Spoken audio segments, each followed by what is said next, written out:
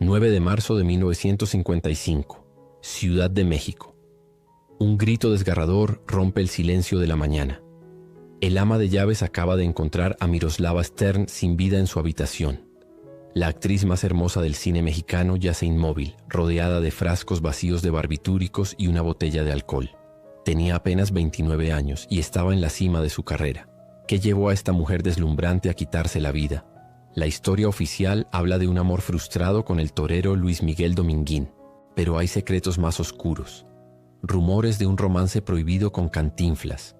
Testimonios de múltiples intentos de suicidio desde su adolescencia. Una infancia marcada por el horror nazi y los campos de concentración. La muerte de su madre adoptiva que la sumió en depresión. Un matrimonio falso con un hombre homosexual. Y una soledad abismal que ningún éxito pudo llenar. Miroslava Stern no era solo una actriz bella. Era una sobreviviente del Holocausto que nunca logró sanar sus heridas. Una refugiada europea perdida en tierras mexicanas. Una mujer que sonreía en la pantalla mientras su alma se desmoronaba en silencio. Su muerte conmocionó a México y dejó más preguntas que respuestas. Hoy, casi 70 años después, seguimos buscando la verdad. ¿Por qué se quitó la vida Miroslava Stern? ¿Fue por un torero infiel o había razones más profundas? Prepárate para descubrir la historia completa. Una historia de belleza, tragedia, secretos y un final que nadie pudo evitar. Bienvenidos a Historias y Biografías del Cine, el único canal donde desentrañamos los misterios más dolorosos y fascinantes de la época de oro del cine mexicano. Si te conmueven las historias reales de los grandes ídolos, si buscas la verdad detrás de las sonrisas perfectas, este es tu lugar. Y si aún no te has suscrito, este es el momento. Dale clic al botón de suscripción y activa la campanita, porque la historia que estás por conocer te partirá el corazón. El cine mexicano de los años 40 y 50 nos regaló rostros inolvidables, bellezas que iluminaban la pantalla, talentos que nos hacían soñar. Pero detrás de esos rostros perfectos, muchas veces se escondían vidas destrozadas, depresiones silenciosas, amores imposibles, traumas que ningún éxito podía borrar. Miroslava Stern fue una de esas bellezas trágicas. Llegó a México huyendo del horror nazi. Encontró en el cine un refugio temporal. Se convirtió en estrella trabajando con Pedro Infante, Cantinflas y Luis Buñuel. Pero nunca pudo escapar de sus demonios internos. Intentó quitarse la vida varias veces antes de lograrlo finalmente a los 29 años. Su muerte dejó un vacío imposible de llenar. Generó teorías, rumores y especulaciones que persisten hasta hoy. ¿Qué sucedió realmente?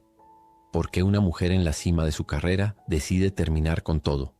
Hoy vamos a recorrer su vida paso a paso, desde su nacimiento en Praga hasta su trágico final en México.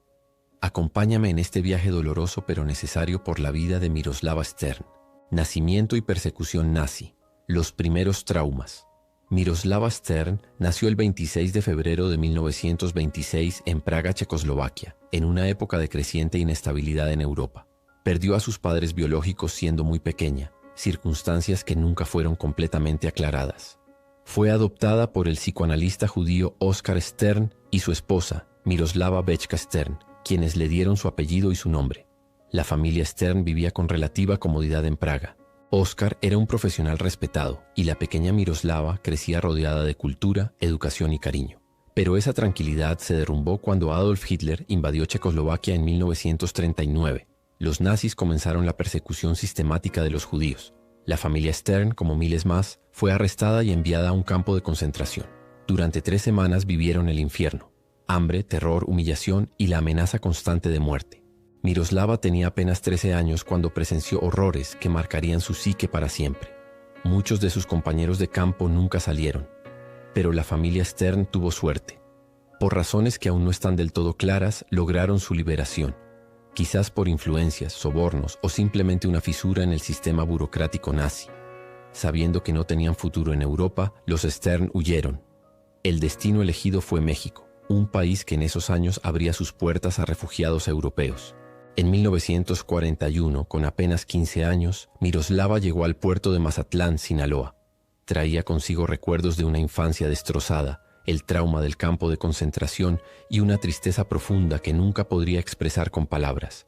Esos primeros traumas forjaron a Miroslava. La convirtieron en una joven reservada, melancólica, de mirada profunda. Sonreía, pero sus ojos siempre revelaban una tristeza antigua. El cine la descubriría años después, pero nunca pudo descubrir el dolor que llevaba dentro. Estudios en Nueva York y el primer intento de suicidio. Los padres adoptivos de Miroslava querían darle las mejores oportunidades. Aunque llegaron a México como refugiados, se esforzaron por mantener un nivel de vida digno. Decidieron enviar a Miroslava a Nueva York para que perfeccionara su inglés y español. Era una oportunidad de educación, pero también una forma de alejarla de los recuerdos dolorosos. En Nueva York, Miroslava vivió en casas de familia y asistió a cursos intensivos de idiomas. Era una joven hermosa, de facciones exóticas, ojos expresivos y una elegancia natural que llamaba la atención.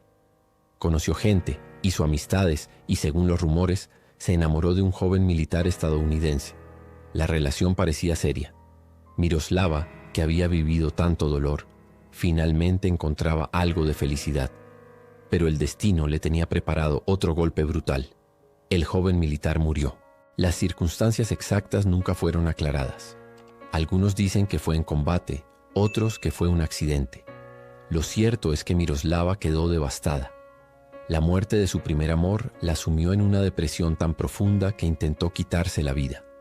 Fue su primer intento de suicidio. Tenía apenas 17 o 18 años. La encontraron a tiempo, la salvaron, pero la herida quedó abierta. Este episodio fue mantenido en secreto por la familia, pero años después saldría a la luz como parte del patrón de comportamiento autodestructivo de Miroslava. Este primer intento revela algo fundamental. Miroslava no solo cargaba con el trauma del Holocausto, tenía una predisposición a la depresión severa, quizás agravada por la pérdida temprana de sus padres biológicos, el horror del campo de concentración y ahora la muerte de su primer amor. Era una joven frágil emocionalmente, aunque su belleza exterior proyectara lo contrario. Cuando regresó a México, sus padres decidieron apoyarla en una nueva pasión, la actuación. Quizás pensaron que el arte podría sanarla. No sabían que solo postergaría lo inevitable, la muerte de su madre y el segundo intento de suicidio. En 1944, Miroslava obtuvo una beca para estudiar actuación en California. Era una oportunidad extraordinaria. Viajar a Hollywood, el centro mundial del cine, estudiar técnicas de interpretación, conocer a profesionales de la industria. Miroslava aceptó con entusiasmo. Quizás el cine era su verdadero destino. Pero en 1945, cuando apenas llevaba un año en California, recibió la noticia que volvería a destrozarla. Su madre adoptiva, Miroslava Bechka Stern, la mujer que la había rescatado, que le había dado un hogar, que la amaba como hija propia, había muerto de cáncer en México. Miroslava no pudo despedirse. No estuvo a su lado en los últimos momentos. La culpa, el dolor y la sensación de abandono la aplastaron. En pocos años había perdido a sus padres biológicos, a su primer amor y ahora a su madre adoptiva. ¿Cuánta pérdida puede soportar un alma joven? La respuesta es, no mucho. Miroslava cayó en una depresión aún más profunda que la anterior. Se aisló, dejó de comer, dejó de asistir a clases. Y una noche, sola en su habitación, intentó quitarse la vida por segunda vez. Nuevamente fue encontrada a tiempo. Nuevamente fue salvada físicamente, pero emocionalmente seguía hundiéndose. Este segundo intento confirmaba un patrón preocupante. Miroslava no sabía cómo procesar el dolor. No tenía herramientas emocionales para enfrentar las pérdidas. Su única respuesta era la autodestrucción. En una época donde la salud mental era tabú, donde la psicoterapia era vista con desconfianza, Miroslava quedó abandonada a sus propios demonios. Su padre adoptivo, el psicoanalista Oscar Stern, intentó ayudarla. Irónicamente, era especialista en la mente humana, pero no pudo salvar a su propia hija. Le recomendó volver a México, estar cerca de la familia, buscar nuevos proyectos. Y fue entonces cuando el cine mexicano la descubrió. El debut cinematográfico, Un refugio temporal. En 1946, Miroslava hizo su debut en el cine mexicano con la película Bodas Trágicas. El título era profético. Su vida había sido y seguiría siendo trágica, pero en la pantalla, Miroslava brillaba. Su rostro de facciones europeas, su elegancia natural, su mirada profunda que transmitía melancolía sin esfuerzo, cautivaron a directores y productores. No era una actriz técnicamente perfecta. Su español tenía acento extranjero, su formación era limitada, pero tenía algo más valioso: presencia. La cámara la amaba. Cada primer plano revelaba una belleza misteriosa, casi etérea. Miroslava no necesitaba actuar la tristeza, la llevaba tatuada en el alma. En 1947 llegó su gran oportunidad, protagonizar A volar joven junto a Mario Moreno Cantinflas, el cómico más famoso de México. La película fue un éxito rotundo. Miroslava pasó de ser una actriz desconocida a una estrella en ascenso. Los periódicos la fotografiaban, las revistas la entrevistaban, el público la adoraba. Pero el éxito profesional no sanaba sus heridas. Miroslava seguía siendo profundamente infeliz. Vivía sola en un departamento de la colonia Condesa, decorado con elegancia europea pero vacío de calor humano. Pasaba las noches en silencio, fumando, bebiendo vino, recordando todo lo que había perdido. El cine le daba propósito durante el día. En el set, rodeada de actores, técnicos y directores, podía olvidar temporalmente su dolor. Pero cuando regresaba a su departamento, la soledad la aplastaba nuevamente.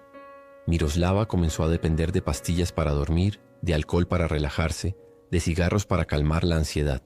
Sus compañeros de trabajo notaban que era distante, reservada, profesional pero fría. No hacía amistades profundas. No se abría emocionalmente. Era una mujer hermosa que construía muros invisibles. Y detrás de esos muros el abismo crecía cada día. Consolidación como estrella. El éxito que no llenaba el vacío. Entre 1950 y 1954, Miroslava participó en una serie de películas que la consolidaron como una de las grandes figuras del cine mexicano. La muerte enamorada, 1950. Ella y yo, 1951. Sueños de gloria, 1952. Más fuerte que el amor, 1953. Y La visita que no tocó el timbre, 1954. Demostraron su versatilidad como actriz. Trabajó con los mejores directores y actores de la época.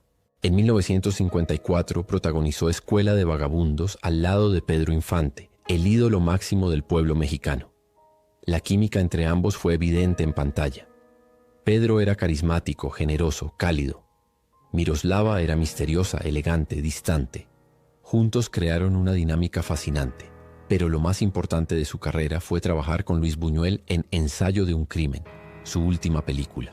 Buñuel era un genio del cine surrealista, un director que exploraba los rincones más oscuros de la psique humana. Quizás por eso eligió a Miroslava. Reconocía en ella una oscuridad genuina, un dolor que no era actuado sino vivido.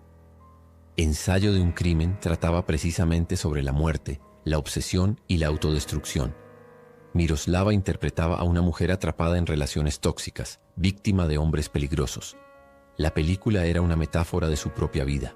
Estaba ensayando su propio final sin saberlo. Durante estos años de mayor éxito profesional, Miroslava ganaba bien, vivía con comodidad, era reconocida en las calles. Pero nada de eso llenaba el vacío.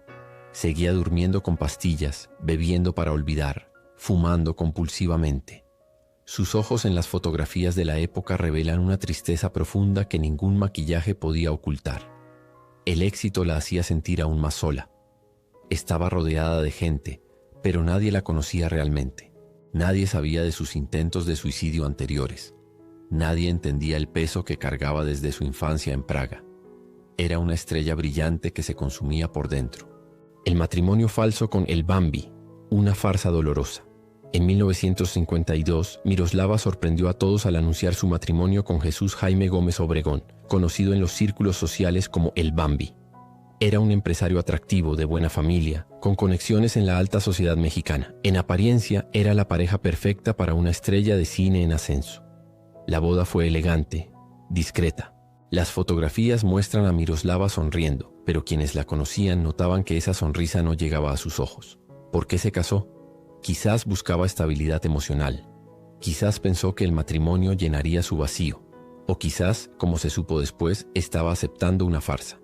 El matrimonio duró poco, menos de 2 años, y terminó en un escándalo silencioso. Se rumoreaba en los círculos cinematográficos que el Bambi era homosexual y que el matrimonio había sido una pantalla social. En los años 50, la homosexualidad era tabú absoluto. Muchos hombres se casaban con mujeres para mantener las apariencias. Miroslava, vulnerable y desesperada por encontrar amor, aceptó ser parte de esa farsa. Quizás el Bambi le prometió compañía, amistad, un hogar. Pero no hubo intimidad real. No hubo conexión emocional genuina. Fue un matrimonio de conveniencia que dejó a Miroslava más sola que antes. Cuando se divorciaron, Miroslava quedó devastada nuevamente, no por amor perdido, sino por la confirmación de que era incapaz de construir relaciones genuinas. Cada intento de conectar con alguien terminaba en fracaso. Su belleza atraía a los hombres, pero ninguno lograba ver más allá de la superficie. Ninguno entendía su dolor. Este matrimonio fallido aumentó su depresión. Comenzó a aislarse aún más. Rechazaba invitaciones sociales, evitaba eventos públicos, se encerraba en su departamento. Sus amigos del cine notaban cambios preocupantes, pero nadie intervenía. En esos años la salud mental no se tomaba en serio. Los problemas emocionales se guardaban en silencio. El romance con Luis Miguel Dominguín, la traición final. Después del fracaso matrimonial, Miroslava conoció a Luis Miguel Dominguín, el torero español más famoso de su época. Dominguín era guapo, carismático, culto, cosmopolita. Había tenido romances con actrices de Hollywood, escritoras y aristócratas europeas. Era un seductor profesional. Miroslava cayó rendida. Por primera vez en años sentía que había encontrado un amor genuino. Dominguín la cortejaba con intensidad. Le enviaba flores, le escribía cartas apasionadas, le prometía un futuro juntos.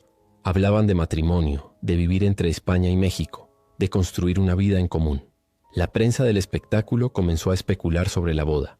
Se publicaban fotografías de la pareja en restaurantes, corridas de toros, eventos sociales. Miroslava parecía feliz. Sus amigos notaban que sonreía más, que había recuperado algo de luz en la mirada. Quizás, finalmente, había encontrado la paz. Pero todo era una ilusión. En 1955, Dominguín viajó a Las Vegas y contrajo matrimonio en secreto con la actriz italiana Lucia Bosé. No avisó a Miroslava. No le dio explicaciones. Simplemente la abandonó y se casó con otra mujer. Cuando Miroslava se enteró por los periódicos, su mundo se derrumbó. La traición era absoluta. Había creído en él, había abierto su corazón, había vuelto a confiar. Y una vez más el amor la destruía. Esta vez el golpe fue demasiado. Ya no tenía fuerzas para seguir luchando. Los amigos de Miroslava notaron cambios alarmantes. Dejó de comer, perdió peso drásticamente, bebía más que nunca, consumía pastillas en exceso. Hablaba de la muerte con naturalidad. Decía cosas como ya estoy cansada o no tiene sentido seguir. Pero nadie tomó en serio las señales. El 9 de marzo de 1955, apenas semanas después de enterarse del matrimonio de Dominguín, Miroslava tomó la decisión final. Esta vez no habría rescate. Esta vez lo lograría. La noche del 9 de marzo de 1955, el final inevitable. La noche del 8 de marzo de 1955, Miroslava estaba sola en su departamento de la colonia Condesa. Había terminado de filmar Ensayo de un crimen con Luis Buñuel. Su carrera estaba en un buen momento. Tenía ofertas de trabajo, admiradores, reconocimiento, pero nada de eso importaba. Escribió algunas cartas. Nunca se supo exactamente qué decían porque la familia las destruyó. Se rumora que dejó mensajes para su padre, para algunos amigos cercanos, quizás para Dominguín. Luego preparó su salida. Reunió todos los frascos de barbitúricos que tenía, abrió una botella de alcohol y comenzó a tomar pastillas. No fue un acto impulsivo. Fue metódico, calculado. Miroslava había intentado suicidarse 2 veces antes. Esta vez sabía exactamente qué hacer para asegurarse de que funcionara. Tomó suficientes pastillas como para dormir y nunca despertar. Se acostó en su cama vestida elegantemente, como si se preparara para una última actuación. La mañana del 9 de marzo de 1955, su ama de llaves llegó como todos los días. Tocó la puerta de la habitación. No hubo respuesta. Insistió. Nada. Abrió la puerta y encontró a Miroslava inmóvil, fría, con los frascos vacíos en la mesita de noche.